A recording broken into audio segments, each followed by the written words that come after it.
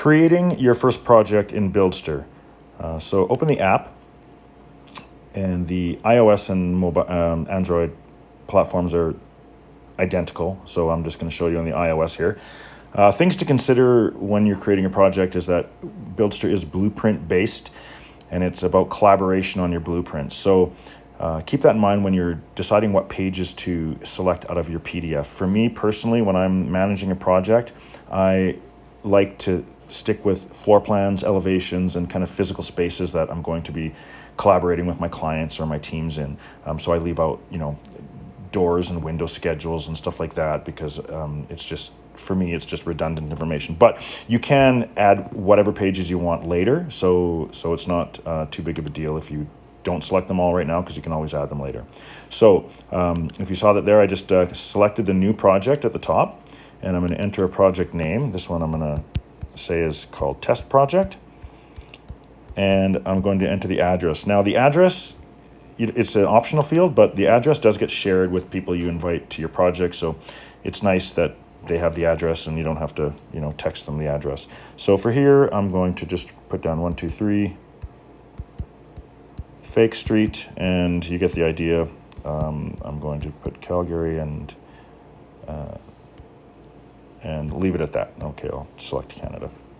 Okay, so from this point here, you move to the uploading of the PDFs. So here you go to your phone's device, memory or your storage, wherever you are. In this case, I have iCloud Drive. You might have your a Google Drive or a Dropbox. But for this case, I use iCloud. I go to my handy plans folder, and I select the plans that I'm going to be working with. The system always assumes your first page is a cover image, so you can upload other cover images later, or you can change it, but I never select the first page when I'm creating a project because it's redundant and it will be in the cover image anyhow. But not all plans have cover pages, so that's why it's an option there. If you need to view your plans closer to make sure it's the page you want to select, you can always click the expand button on the bottom right and pinch zoom to kind of see what those pages are.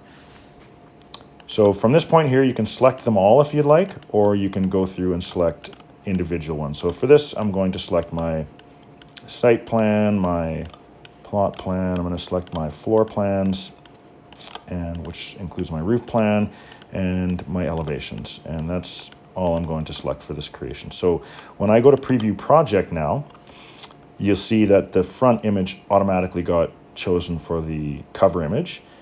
If I want to edit it, I can select a new one if I had a nice color rendering I wanted to use, or I can crop this one. So in this case, I'm just going to crop this and make it a little prettier, because your teams, your clients, everyone kind of sees this as the main image of your project. So I like to have mine looking decent. So there we go. I crop it, I save it, and there's my new cover image and the preview of the pages I selected. If you want to edit those, you can always go back. And from this point forward, I'm just going to create the project. And depending on how many pages you have, I mean, if you have 50, 60 pages, it's going to obviously take some more time. This is a fairly small file, so it extracts those pages pretty quick. And you'll see you're brought back to your project home, where you have your new test project.